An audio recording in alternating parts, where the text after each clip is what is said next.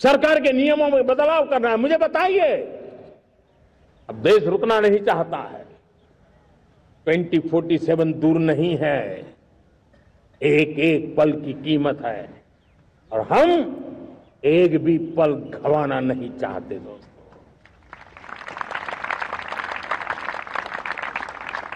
साथियों, ये आगे बढ़ने का अवसर है, बड़े सपने देखने का अवसर है, संकल्प के लिए समर्पित होने का अवसर है। जब सरकार आपके साथ है और मैं स्वयं आपके साथ हूं, तब हम नया इतिहास बना सकते हैं। साथियों, आज नेशनल मैन्युफैक्चरिंग मिशन पर बहुत तेजी से काम हो रहा है। हमारे एमएसएमई उसका लोहा दुनिया मानती है। ये दुनिया में बड़ी बड़ी चीजें बनती है ना, कुछ न कुछ तो औजार हमारे देश के एमएसएमई के द्वारा जाते हैं, बड़े गर्व के साथ जाते हैं। लेकिन हम कॉम्प्रिहेंसिव इंटीग्रेटेड विकास की राह पर जाना चाहते हैं और इसलिए उनकी शक्ति बढ़े। और उसमें भी मैंने पहले एक बार लाल किले से कहा था, जीरो डिफेक्ट जीरो इफेक्ट। आज कहना चाहता हूं कि हमें विश्व बाजार में अपने सामर्थ्य का लोहा मनवाना है, तो हमें क्वालिटी में निरंतर नई ऊंचाइयों को पार करना। दुनिया क्वालिटी को स्वीकार करती है, हमारी गुणवत्ता सबसे ज्यादा हो और सरकार के भी प्रयास हो, रॉ मटेरियल की भी उपलब्धि हो, हमारी प्रोडक्शन की कॉस्ट कैसे कम हो, हम उसमें दम रह गए। और साथियों, हम सभी जो उत्पादन के क्षेत्र में लगे हैं, उन सबका मंत्र होना चाहिए, दाम कम लेकिन दम ज्यादा। हमारी हर प्रोडक्ट का दम ज्यादा हो लेकिन दाम कम हो। इस भाव को लेकर के हमें आगे बढ़ना है। मेरे प्यारे देशवासियों, आजादी के लिए अनगिनत लोगों ने बलिदान दिए हैं। मैंने पहले भी कहा, जमानी खपा दी, फांसी पे लटक गए। क्यों? स्वतंत्र भारत के लिए। 75-100 साल पहले का वो कालखंड याद कीजिए। पूरा देश स्वतंत्र भारत के मंत्र को लेकर के जीता था। आज समय की मांग है, स्वतंत्र भारत का मंत्र लेकर के जीने वालों ने हमें स्वतंत्र भारत दिया।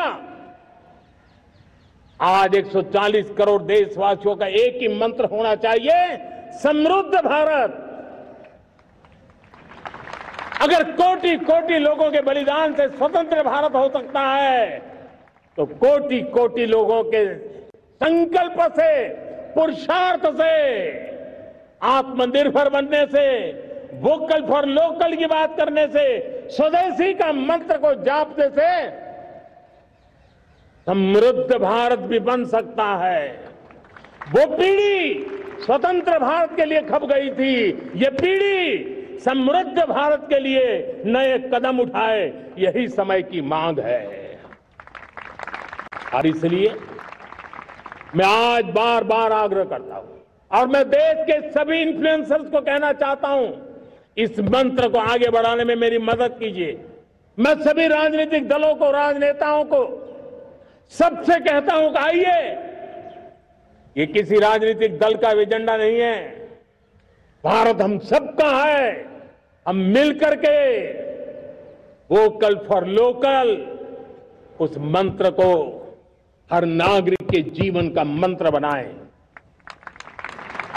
भारत में बनी हुई, भारत के नागरिकों के पसीने से बनी हुई वो चीजें जिसमें भारत की मिट्टी की महक हो और जो भारत के आत्मनिर्भर के संकल्प को ताकत देता हो, हम उसी को खरीदेंगे, हम उसी का उपयोग करेंगे। हम उस दिशा में आगे आए। यह हमारा सामूहिक संकल्प हो। देखते ही देखते हम दुनिया बदल देंगे दोस्तों। मैं आज हर छोटे मोटे व्यापारी को, दुकानदार से आग्रह करना चाहता हूं, आपकी भी जिम्मेवारी है। हम छोटे थे, हमने कभी बाजार में देखा नहीं था कि शुद्ध घी की दुकान, ऐसे ही लिखा जाता था घी की दुकान। लेकिन समय रहते लोग लिखने लगे शुद्ध घी की दुकान। मैं चाहता हूं देश में ऐसे व्यापारी आगे आए, ऐसे दुकानदार आए कि हाँ स्वदेशी माल बिकता है, वो बोर्ड लगा रहे हैं। हम स्वदेशी का गर्व करने लगे। हम स्वदेशी मजबूरी में नहीं, मजबूती के साथ उपयोग करेंगे, मजबूती के लिए उपयोग करेंगे और जरूरत पड़ी तो औरों को मजबूर करने के लिए उपयोग करेंगे। ये हमारी ताकत होनी चाहिए, ये हमारा मंत्र होना चाहिए। मेरे प्यारे देशवासियों,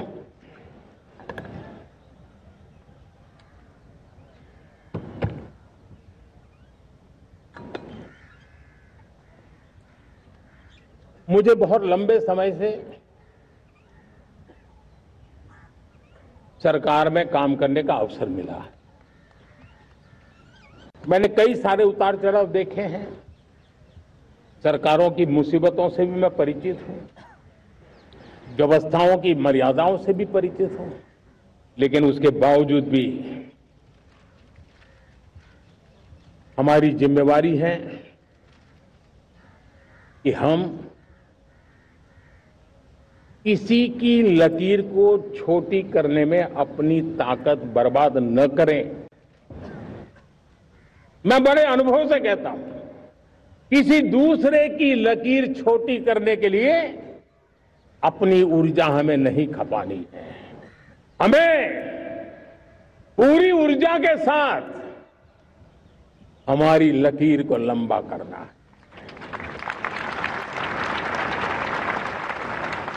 हम अगर अपनी लकीर लंबी करते हैं तो दुनिया भी हमारा लोहा मानेगी। आज जब वैश्विक परिस्थितियों में आर्थिक स्वार्थ दिनों दिन बढ़ रहा है, तब समय की मांग है कि हम उन संकटों के रोते बैठने की जरूरत नहीं है। हिम्मत के साथ हम अपनी लकीर को लंबी करें। और मैं 25 साल के शासन के अनुभव से कह सकता हूं, अगर ये रास्ता हमने चुन लिया, हर किसी ने चुन लिया, तो फिर कोई स्वार्थ हमें अपनी चंगुल में नहीं फंसा सकता है। मेरे प्यारे देशवासियों, बीता दशक रिफॉर्म, परफॉर्म, ट्रांसफॉर्म कर रहा है। लेकिन अब हमें और नई ताकत से जुड़ना है।